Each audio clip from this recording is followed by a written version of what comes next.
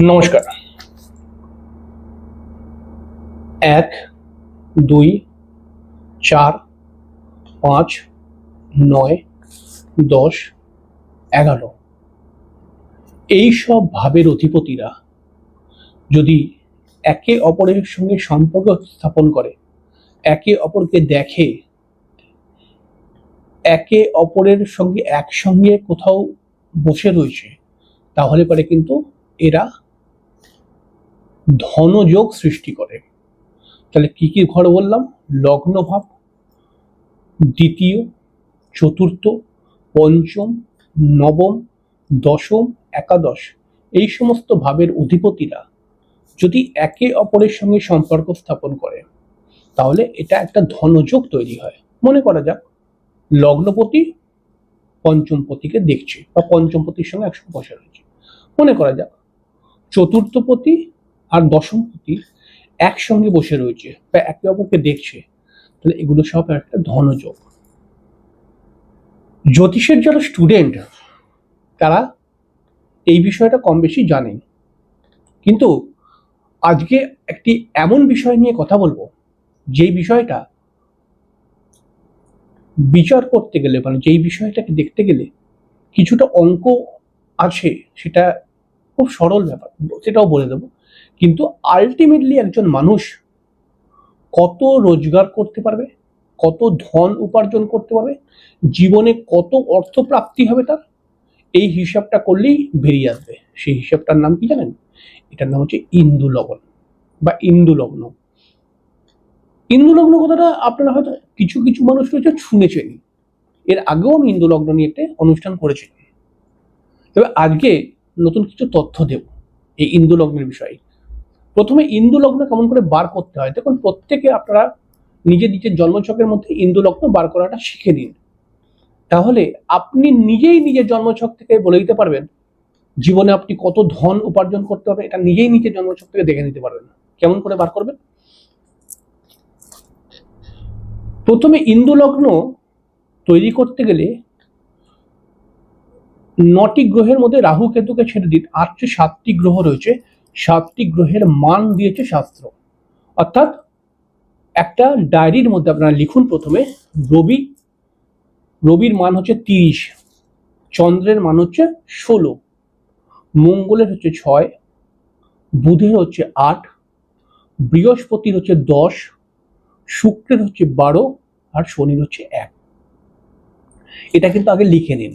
রবি একটা ড্যাশ দিয়ে লিখুন 30, মানে রবির মান 30, চন্দ্রের মান 16, মঙ্গলের মান 6, বুধের মান 8, বৃহস্পতির মান 10, শুক্রের মান 12 এবং শনির মান 1।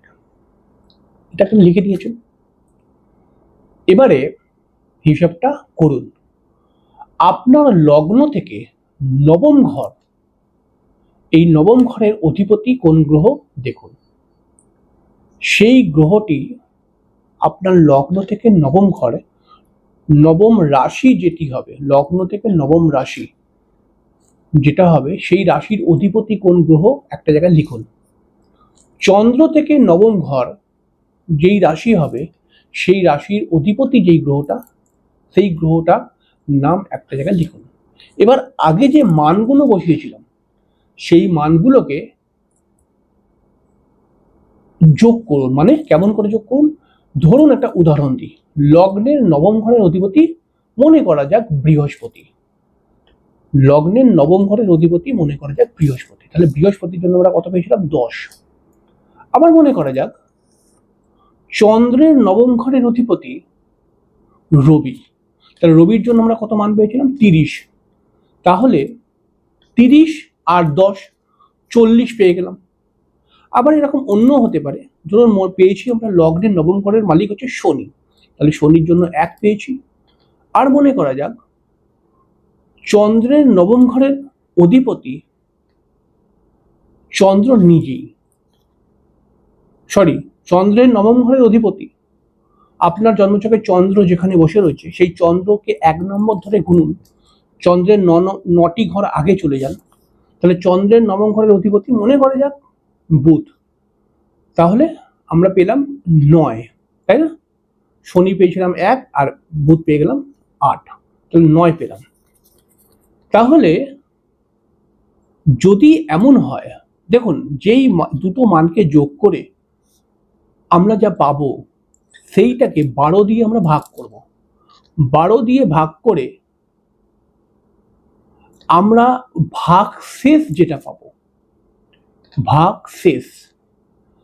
ভাগশেষ যে সংখ্যাটা পাবো 2 বা 3 বা 4 বা 5 যাই পাই না কেন, আমরা চন্দ্র থেকে অতগুলো ঘর আগে চলে আসবো, চন্দ্রকে 1 ধরে। তাহলে আমরা মনে করলাম 5 পেয়েছি, ভাগ করে 12 দিয়ে ভাগ করে ভাগশেষ 5। তাহলে চন্দ্র থেকে 5 ঘর এগিয়ে যাবো। চন্দ্রকে 1, চন্দ্রের দ্বিতীয় ঘর, তৃতীয় ঘর, চতুর্থ ঘর, পঞ্চম ঘর, চন্দ্রের পঞ্চম ঘর 5। ওই পঞ্চম ঘরটা হচ্ছে ইন্দু লগ্ন। আবার অনেকে বলতে পারে যে যদি এমন হয় আপনি 12 দিয়ে ভাগ করতে বলছেন, কিন্তু আমি দুটোকে যোগ করে 7 বা 8 পেয়েছি, আমি কি করে 12 দিয়ে ভাগ করব? তাহলে পারে এখানে আর ভাগ করবেন না, আপনি সিধে যে 12 নিচে যদি হয় তাহলে যত নিচে হবে, সেটা 2 হোক, 4 হোক, 5 হোক, 6 হোক, চন্দ্র থেকে অতগুলো ঘর আগে এগিয়ে যাবেন। আবার অনেকে বলবে যে যদি এরকম হয় 12 দিয়ে ভাগ করলাম, ভাগশেষ 0 বা 1 হয়ে গেল, তাহলে কি করব? তাহলে চন্দ্র যেখানে বসে রয়েছে ওইটাই 1, তাহলে ওই ঘরটাই হবে ইন্দু লগ্ন। আশা করছি বুঝতে পেরেছেন। যদি কোনো প্রশ্ন থাকে কমেন্ট বক্সে অবশ্যই লিখবেন। এবারে শাস্ত্র এই ইন্দু লগ্ন নিয়ে অনেক কিছু বলেছে। যেমন আপনি প্রথমে ইন্দু লগ্নের পয়েন্টটা খুঁজে বার করুন, ইন্দু লগ্নটা কোন পয়েন্ট, মানে কোন ঘরটা হচ্ছে। শাস্ত্র বলছে ইন্দু লগ্ন যেই ঘরটা হচ্ছে, যেই রাশিটা ইন্দু লগ্ন পড়ছে, সেই রাশির অধিপতি যদি জন্মছকে ষষ্ঠ, অষ্টম, দ্বাদশ ঘরে থাকে, তাহলে সেই ব্যক্তি প্রচুর সংঘর্ষের মাধ্যমে ধন উপার্জন করে। ঠিক আছে। আবার শাস্ত্র বলছে ইন্দু লগ্নের অধিপতি যেই গ্রহ হবে, মানে যেই ঘরটা ইন্দু লগ্ন হচ্ছে সেই রাশির অধিপতি যেই গ্রহটা হবে, এটা ইন্দু লগ্নের অধিপতি, তাই না?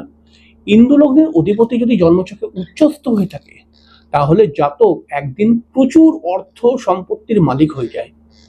আবার বলছে শাস্ত্র ইন্দু লগ্নে যত বেশি শুভ গ্রহের প্রভাব থাকবে, মানে শুভ গ্রহ দেখছে, শুভ গ্রহ কেমন করে প্রভাব থাকবে, শুভ গ্রহ ধরো ইন্দু লগ্নের মধ্যে রয়েছে, ইন্দু লগ্নকে হয়তো শুভ গ্রহ দেখছে, বা কোনো শুভ গ্রহ হয়তো ইন্দু লগ্নের অধিপতিকে দেখছে, তাহলে এরকম যত বেশি হবে তত জাতকের ইনকাম বৃদ্ধি পেয়ে যাবে দিনকে দিন। ইন্দু লগ্ন মধ্যে পাপগ্রহ যদি থাকে বা দেখে ইন্দু লগ্নকে, তাহলে জাতক প্রচন্ড সংঘর্ষ করে অর্থ উপার্জন করে, এবং তার সঙ্গে সঙ্গে জাতকের কিন্তু একবার জীবনে বড় লস আসে।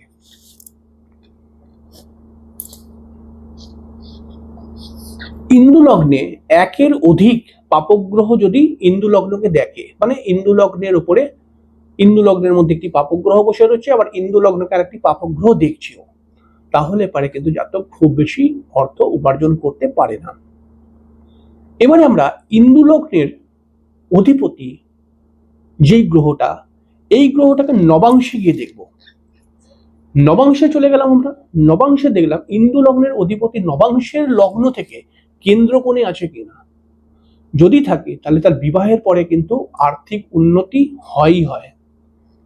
আবার আমরা দেখব ইন্দু লগ্নের অধিপতিটা নবাংশ ছকের মধ্যে কোনো শুভ যোগ তৈরি করছে কিনা। শুভ যোগ মানে এই যে আমি প্রথমে বলেছিলাম, বিশেষ করে দ্বিতীয় ঘর, একাদশ ঘর, নবম ঘর, পঞ্চম ঘর, এই ঘরের মালিকের সঙ্গে সে কোনোভাবে সম্পর্ক বসে রয়েছে কিনা একসাথে, বা কোনো রকম দৃষ্টি বিনিময় করছে কিনা। যদি করে তাহলে জাতক কিন্তু জীবনে প্রচুর প্রচুর অর্থ উপার্জন করতে পারে বিবাহের পরে। এই হিসাবটা কিন্তু খুব ইম্পর্টেন্ট হিসাব। আপনি ভালো করে অনুষ্ঠানটিকে দেখুন, তাহলে বুঝতে পারবেন। যদি একবারেই না বুঝতে পারেন তাহলে 2-3 বার দেখুন, এবং আপনি নিজের জন্মছক থেকে বার করুন, এবং আপনি দেখুন আপনার জন্মছকের মধ্যে আপনাকে নিয়ে কি লেখা রয়েছে। আপনি কি একদিন অনেক অর্থ উপার্জন করতে পারবেন? না, আপনাকে প্রচুর স্ট্রাগলের সাথে অর্থ উপার্জন করতে হবে। এটা কিন্তু প্রত্যেকেই নিজের নিজের জন্মছকের মধ্যে আবার মিলিয়ে নিন। তাহলেই আপনি জীবনে কত অর্থ উপার্জন করতে পারবেন তার একটা আভাস পেয়ে যাবেন। যাই হোক, পরের দিনকে আরেকটি অনুষ্ঠান নিয়ে চলে আসবো, এরকম ইন্টারেস্টিং অনুষ্ঠান নিয়ে আসছি। অবশ্যই দেখতে থাকুন। আর এই বিষয় নিয়ে যদি কোনো প্রশ্ন কনফিউশন থাকে কমেন্ট করে জানাবেন, অবশ্যই আমি আপনাকে উত্তর দিয়ে দেবো। যাই হোক,